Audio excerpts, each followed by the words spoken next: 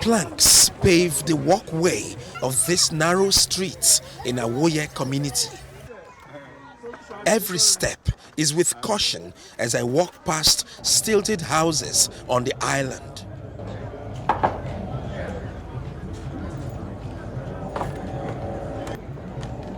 The river between flows through the community and serves as a tributary to the Atlantic Ocean, where a fire has been burning in the Ororo Well 1 platform since May 2020.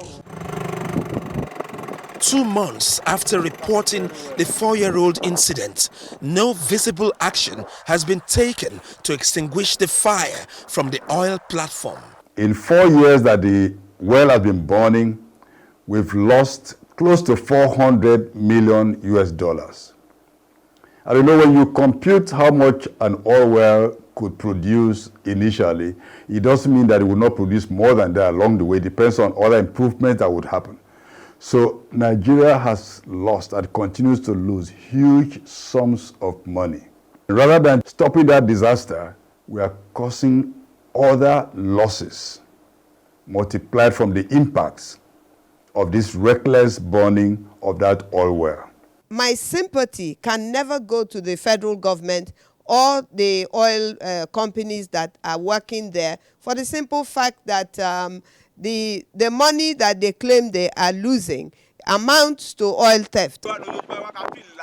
When the explosion occurred in May 2020, the National Oil Spill Detection and Response Agency assured the people of Awoye and neighboring communities in a larger local government area that the inferno would be dealt with in 6 weeks. It is really shocking that for 4 years, the governments of this nation have refused to stop an incident that reportedly could be handled within just a few weeks. Community people wake up every day and see the flames erupting from the ocean, burning day and night, destruction of the water, the ecosystem, destruction of fisheries, destruction of the livelihoods of the community people. Pollution and the contamination of the aquatic ecosystem has been extremely high. Not only that, the area has been militarized. And so the government of Nigeria is conscious, it knows that there's something going on there. That place is being protected. It's almost like protecting a crime scene. NOSRA promised that this fire would be put out in 6 weeks, and they have failed to do so 4 years later.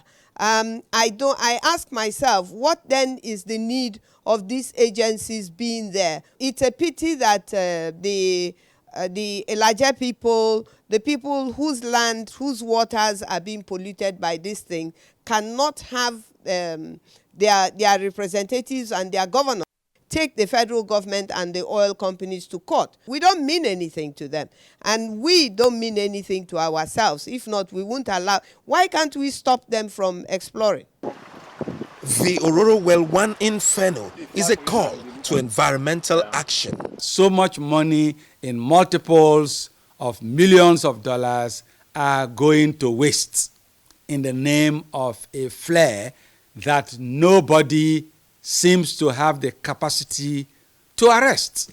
Nigeria is already fairly broke, and so why should so much money be going to waste in that manner?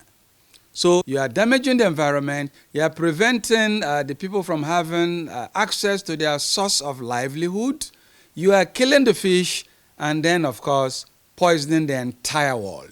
Those senators in that area, House of Reps members in that area, speakers in that state, and assemblymen in that state, and the governor of that state should wake up. Enough is enough.